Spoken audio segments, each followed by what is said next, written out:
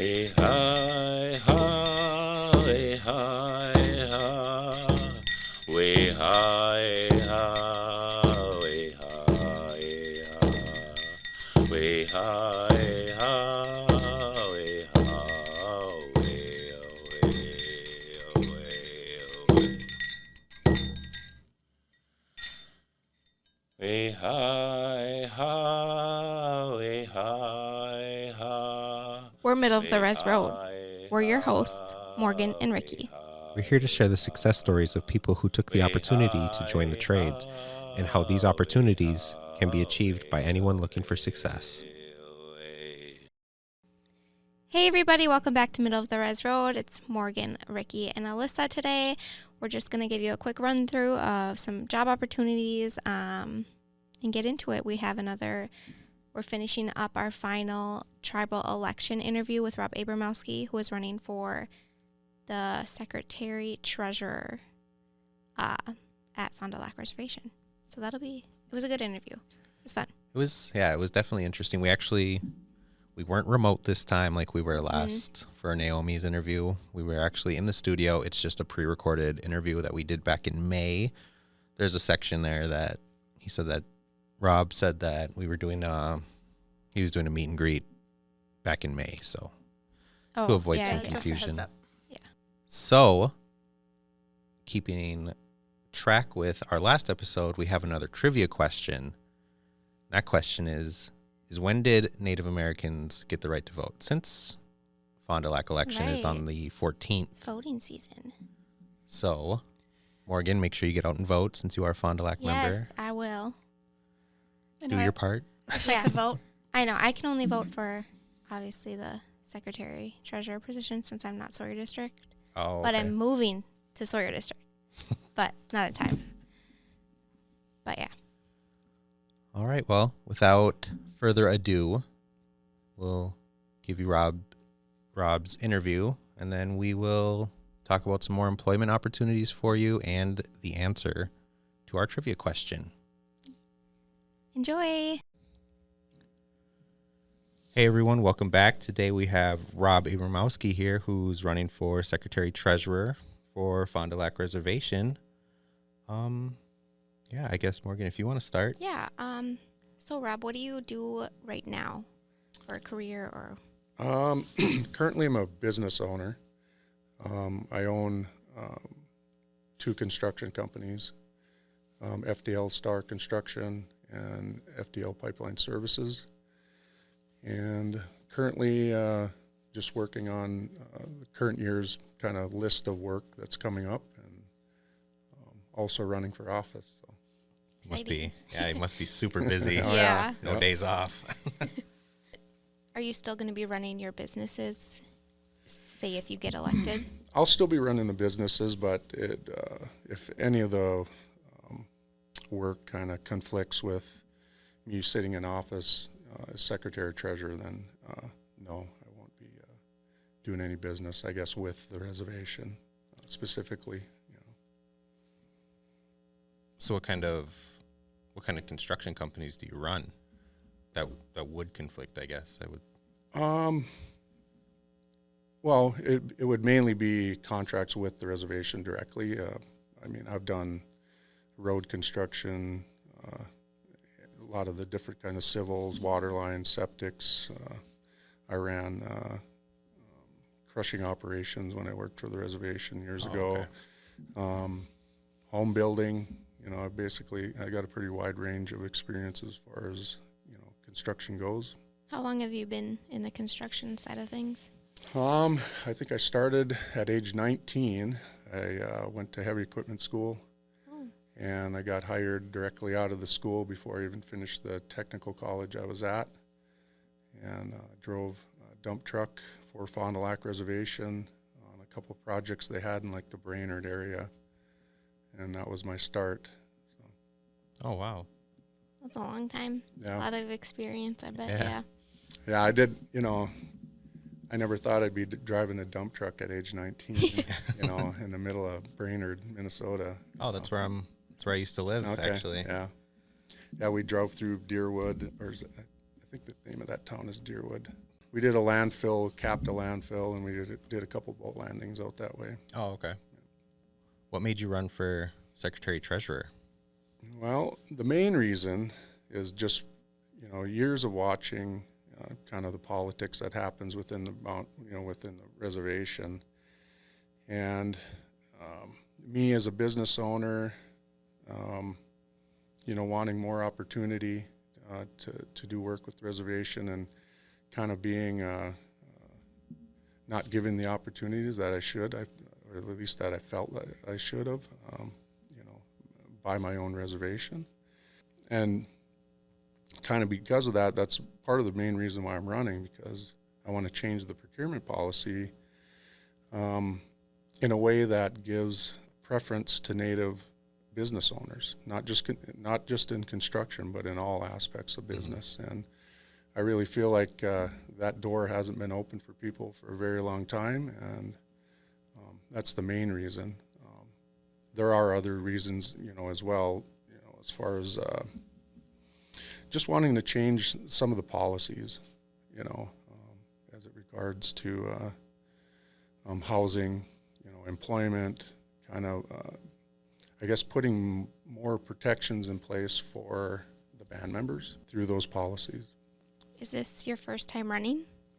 No, this will be my second time running. I ran for chair back in 2012, I believe. I freely admit I wasn't ready back then. Mm-hmm. I'm absolutely ready now. I feel confident in, my ability to do a good job in there, and, I really care about the people. Through my own experience, basically, has given me a perspective on, kind of the things I would like to see as a band member, before I'm getting in there. And those are the kind of opportunities I want to provide for others.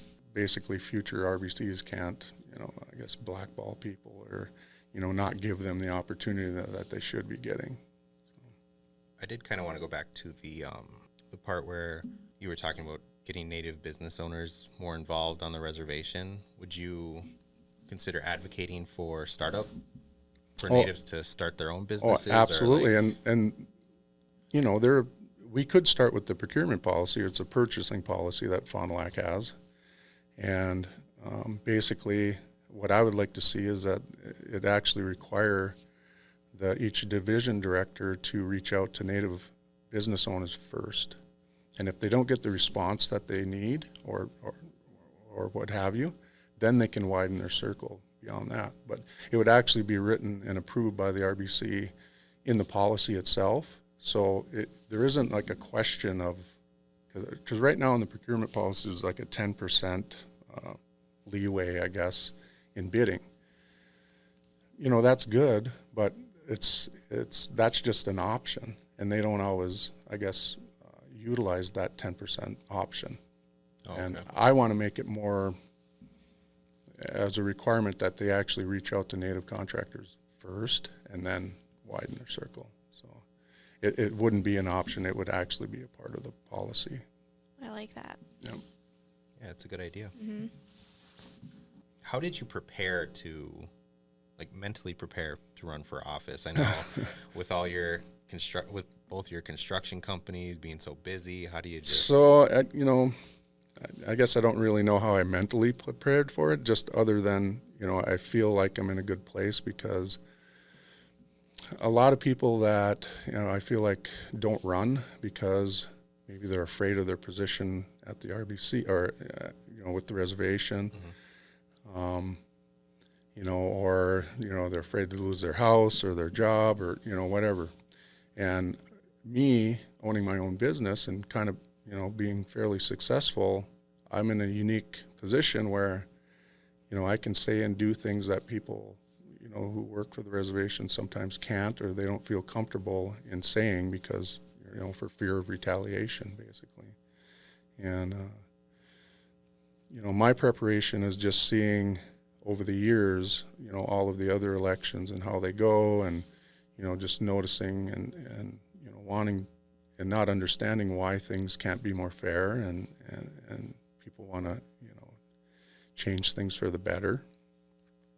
I feel like the incumbents kind of have an unfair advantage, just because they can sometimes utilize band funds, for special favors for people, to help them get reelected, and there's a wide range of things that they can do, right? Just like I mentioned before, in jobs and houses and, other things, concert tickets. I mean, we've all, right? Or at least some of us have gotten tickets from our sitting RBC members, and I just don't think that they should be able to utilize band funds, for their own personal gain in getting reelected.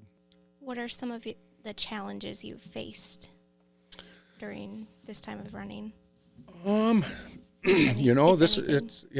really, I haven't really faced too many challenges, I guess, as far as running goes. I feel good in my position. I really feel I have a good chance of winning. A lot of people, have reached out to me in support, and I really appreciate that. I feel comfortable, right? And it's kind of a good feeling, because in the past when I ran before, it wasn't very comfortable. I wasn't ready, and I admit that. But I feel like I'm absolutely ready now. How do you juggle running two construction companies? So and that's running? My businesses are gonna kind of take a back seat, right? They have to, and I plan on taking on a partner on one of my other businesses, and only mainly running one of them, the FDL Star Construction. So they'll have to handle the day-to-day kind of stuff, because I'll have to focus on being a secretary treasurer. Right. So just kind of delegating more and. Yeah. Yep. And with a partner, right? Right. That's you'll have to take that over. Mm-hmm. And the partner I'm thinking about partnering with is he's a good guy, and he's smart, and I trust his judgment. So.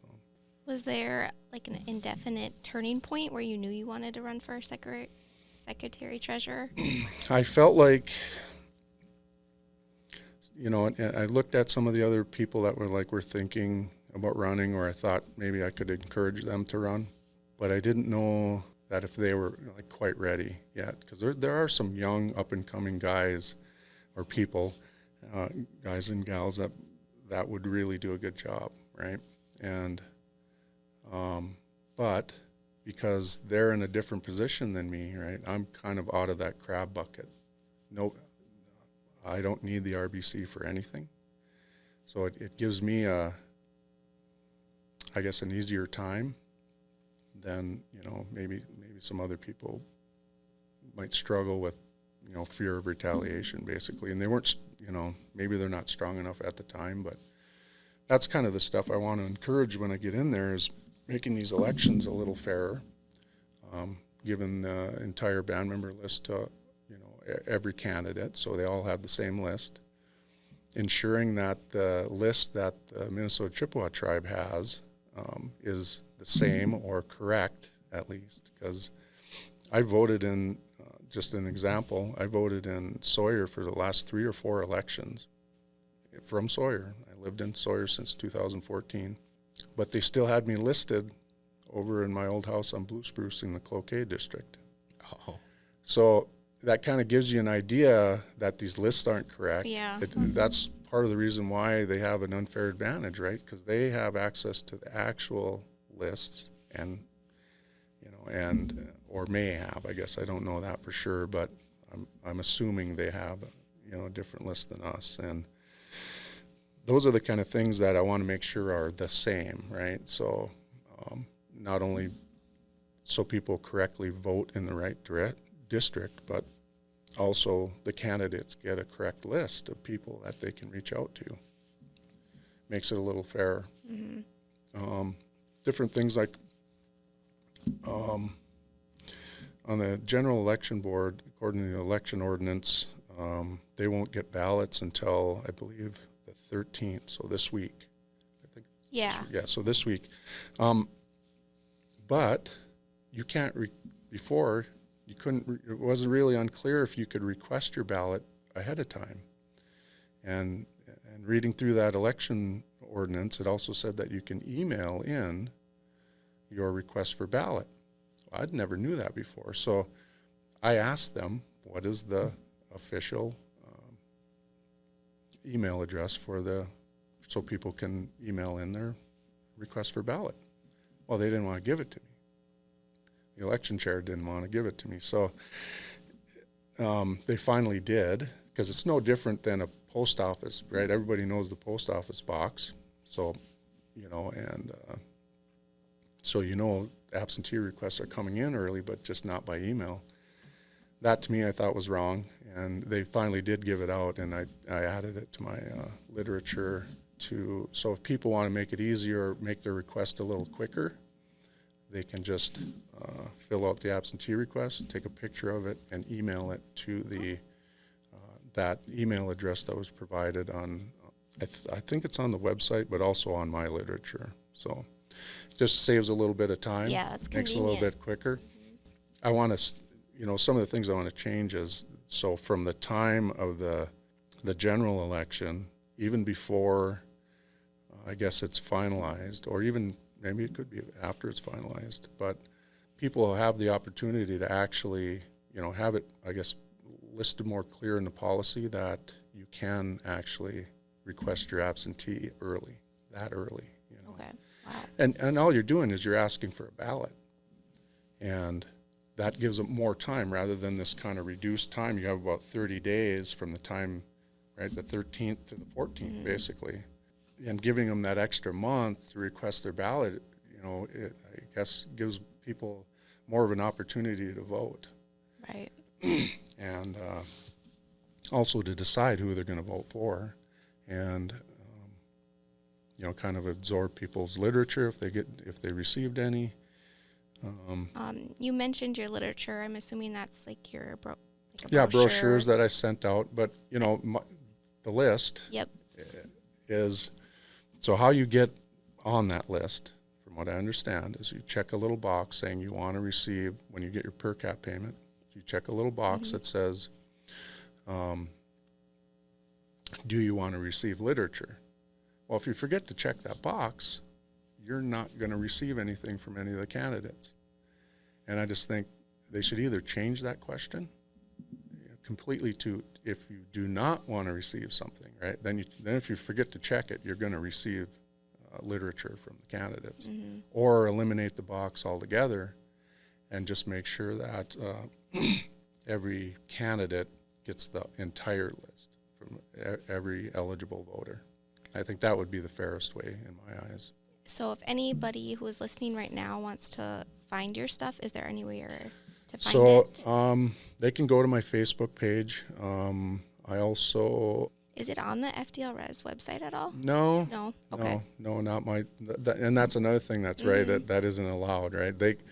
Same with kind of the newspaper thing. They're allowed to have a column in there basically every month, and where the candidates only get this one chance to, whatever they have to say in so many characters to the newspaper once, and that's just prior to the election. So, okay. Not a lot of time there, and that's another thing that probably should be happening, the month prior. But if anybody wants to friend me on Facebook or just send me a message on Facebook, that's how I typically communicate anyway. And I thought about doing a different, a separate Facebook page, but I'm like, you know what? I'm not going to do that. If somebody wants to get a hold of me, get a hold of me. I'll be posting something later today, just kind of explaining the process, how to email in their absentee request. I'll also post an actual copy of the absentee request, and then also my literature, which will have a QR code on it. If you scan that code, it'll take you to a file, and all of that same stuff will be in there. Nice. I think I did get your letter. Yeah. I did see the QR code. I'm like, that's smart. Yeah. So, What other form of advertising have you done? so I did take out an ad in the Circle newspaper. Okay. That also has the QR code on it. It'll take you to that same file. I've been down to Minneapolis a couple times. I'll be going again this week, visit some of the people down there, and mainly just word of mouth, and Facebook's probably the biggest thing, where I can get my message out, and a lot of people listen to me on there. So I'm grateful that I actually use that, because I think it kind of offsets the advantage of the incumbent. And because I can speak to, 500-600 people, each time. Mm-hmm. And obviously doing this interview too, probably it helps, it's going to help me a lot too. So Yeah, that was going to be my Yeah. next question is if you had a lot of success on Facebook reaching out to like constituents or anyone else. This whole month's going to be a big month for me. So that's when I really planned on like actually reaching out to people. I haven't done a lot of it, up to date, but I've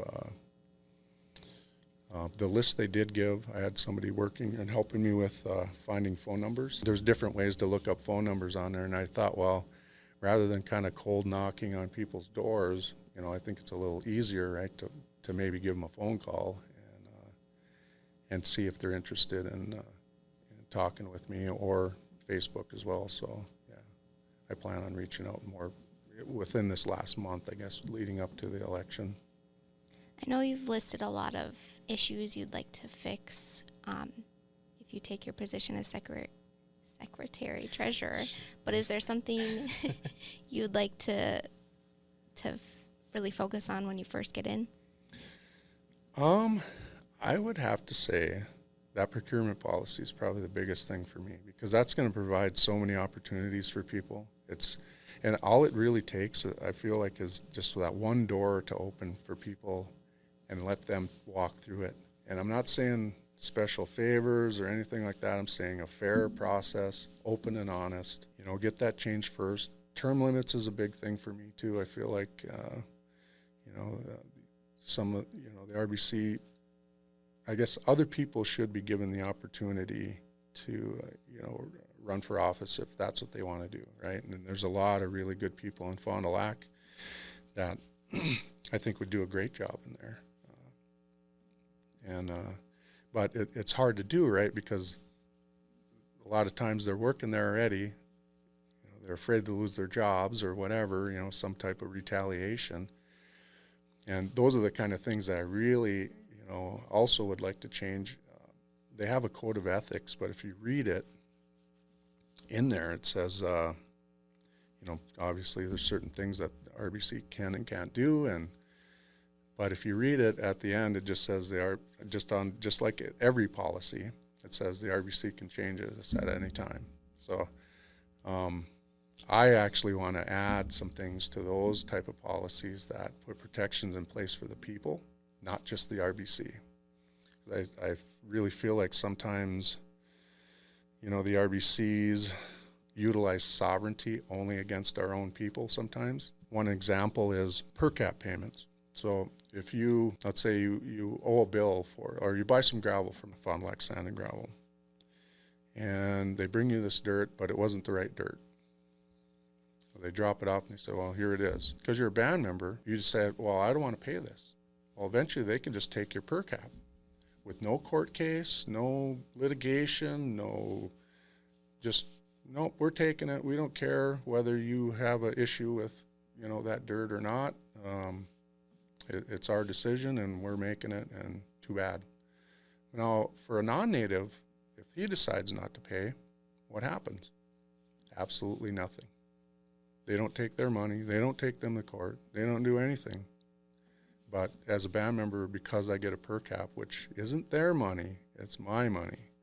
And I don't feel like they should decide unless a court or something, right, decides for them that, whatever they're deciding to take is right.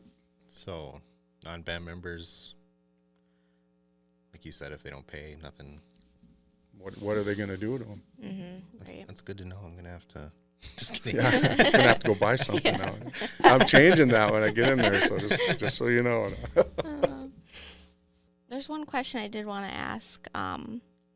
Was I know that giving Native-owned business the first priority of whatever it may be, services, products, whatever, but do you have any other plans for jobs, for better economic development? So one thing I do want to mention, though, mainly, I think by giving the opportunities for Native-owned businesses, that's going to create many, many, many jobs. And I had requested before kind of what we spend in goods and services. They didn't give me the right number. They gave me a really small number, and I knew it wasn't right. I would have to guess, because I'd seen it before, it was probably right around $25 million a year. So if that is the case, right, there's some huge opportunities for Native-owned businesses if we decide to do business with ourselves, right, and support Native-owned businesses first. And that, if that starts to happen, right, and we encourage each other, I think, we wouldn't be worried about jobs creating. They're going to create themselves. Even if the Native owner is only hiring their family, right, that's okay, because what it does is it takes the politics out of it too, because RBC isn't dictating who gets hired, right? This is your own company. You should be able to do that for yourself. The other thing is, working through Taro as well. I think Taro, if we pressed it more, some of these businesses that, like Minnesota Power and some of the other kind of major companies that do work here, but we're not requiring them to hire anybody through Taro, I think is absolutely wrong. I mean, there's a pump house out on, not only Enbridge, but Northern Natural Gas and a few other utility companies that should be hiring band members, whether it's, Minnesota Power or Lake Country Power, I think is the other place. There's like just several of them. Waste management, they do business with stuff, but we're not requiring them to hire anybody. $20,000-$30,000 a month in garbage service over there, and really that to me should also be something, right, that we're reaching out to Native companies for. We need to stop holding ourselves back, right, and actually encourage each other to move forward and, give those opportunities.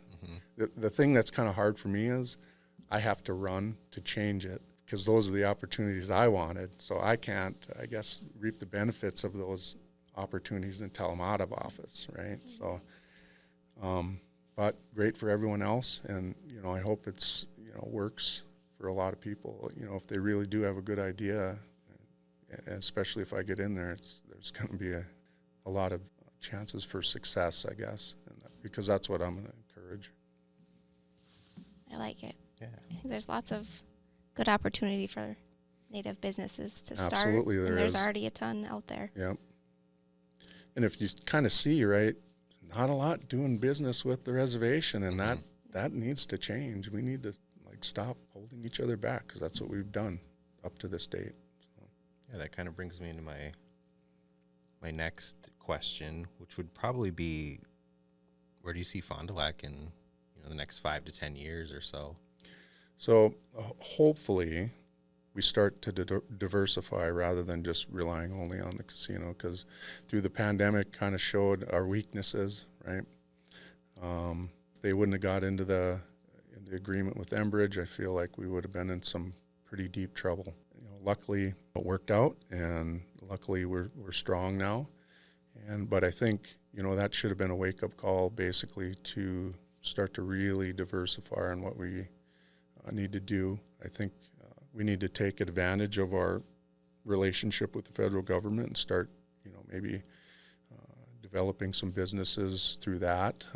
I mean, years ago they used to make mailboxes here. They'd weld them up, and those were all government contracts. And I think we really need to take a hard look at that and actually take advantage of what's there in front of us. I think, we need to stop just kind of just going through the motions, but actually do some work to diversify what we're doing, because all our eggs are in one basket right now. And kind of diversify tribal economies. Yeah. Yep. And, there's huge opportunities there for us, and we're just not taking advantage of it, I feel. Do you have any upcoming events or anything you want anyone to know about? Yeah, I'll be down at Native Grounds in Minneapolis on May 21st. Just kind of a meet and greet down there. I reserved the place. I'll be buying all the band members down there, native tacos if you're interested in coming down. Cool. He really makes a good native taco. So would it be Kind of like a forum. Can people come up to you and ask questions? Yeah, so it's just a small coffee shop. If it's not raining, I'll have a little table or something set up outside so people can talk to me, or I'll be inside. It's not a really big area, but yeah, just gives them, I guess, people down in the cities especially, I guess, a chance to meet me, or if they have any questions for me, that would be the perfect time for it. I like how you're going way down to the cities. I feel like Yeah. a lot of them get forgotten around election. Well, and that's the thing too, is I was kind of shocked we could be doing more down there. We could be really doing a lot. There's a lot of homeless band members down there, and people with assistance, and some of this COVID money, maybe could have went down there. I guess I don't know all the rules that came along with that funding, but I'd heard we sent some of it back, and that to me is unacceptable. And whether we got to put an alarm on it or whatever on a spreadsheet to make sure that we're not letting this stuff go back because we didn't spend it fast enough. We just got to figure out ways, I guess, to reach out to more than just the people on res here, but also the people down there as well, because that really could have helped them. I mean, Well, thanks for coming on and sure. Thanks for having getting me. us to. Yeah, this was It's nice to get to know you fun. better. Yeah, Sure. definitely. Good luck with the Appreciate upcoming it. election. Thank you. All right, guys, and that was Rob's interview. What did you guys think? I thought it was good. Me too. Yeah, he's very thorough. Yeah, he's all business, straight to the point. Lots of good points. They all had great. Yeah, he They brought up great topics, I thought. he has some really good ideas too. Mhm. Yeah. Great for the community. Yeah. I'm curious to see what next week will bring for Fond du Lac Reservation. Yeah, with the elections Mhm. being finalized and everything, and Voting is on the 14th if you guys haven't Yeah. put that on your calendars. And I remember Naomi saying that they were going to provide transportation. So if you that's- don't, maybe that's just nice. reach out to the candidates. right. So, and does FDL Transit do, I want to say they do free rides on election day. I have no idea. I'm not from here. Right? Yeah. I don't know. Worth looking into if you don't have a ride. What an awesome experience interviewing all of our Mm-hmm. candidates that did participate in the interviews. I had fun. What did you guys think? Yeah, it was fun meeting them, especially I haven't met Naomi or Raf before. Me either. Yeah. I think it was a good way to get their message out there rather than, I mean, Facebook is great too, but just another outlet. Right. Yeah. More exposure. Mm-hmm. Definitely. And speaking of exposure, I think you have something for us now. We have another job opportunity. This is in Mille Lacs. It's a recruiting for laborers for an upcoming project. We posted it on our Facebook page, so check that out. It has all the information, their number, and you may have to fill out an application for tarot job skills. Is that what it says? Yeah, it says if you do not have a current tarot job skills application on file, you'll simply need to complete a new application and submit it to tarot office, along with a copy of your tribal ID. So if Okay. anyone's looking for a career change or Yeah. a great opportunity, make sure you check it out. Seriously, that's great. Yeah. Speaking of Facebook, though, I just want to bring to light, we're doing our gas card giveaway. So Yes. if you haven't already, go check out our Facebook. And we did a little bingo game, it's like super easy to get a bingo. But just Well- comment bingo and You know we all love bingo. I know. Love bingo. So tell your aunties, your grandma to go like us on Facebook and do it. It'll be a $50 gas card, but it ends tomorrow at midnight, Friday, the 10th. And I would love to enter. Me too. Need that Who gas doesn't- money. Yes. Who doesn't want a gas card? All right, Ricky. So we need the answer. Drum roll. Yeah. So Native Americans got the right to vote in 1924. According to the Library of Congress, the Snyder Act of 1924 admitted Native Americans born in the U.S. to full U.S. citizenship. Which, it's crazy because that's less than 100 years. Yeah, we became you would we've been here thousands Right. of years and It's kind technically of sad. less than 100 years. But yeah, so that's when we got the right to vote.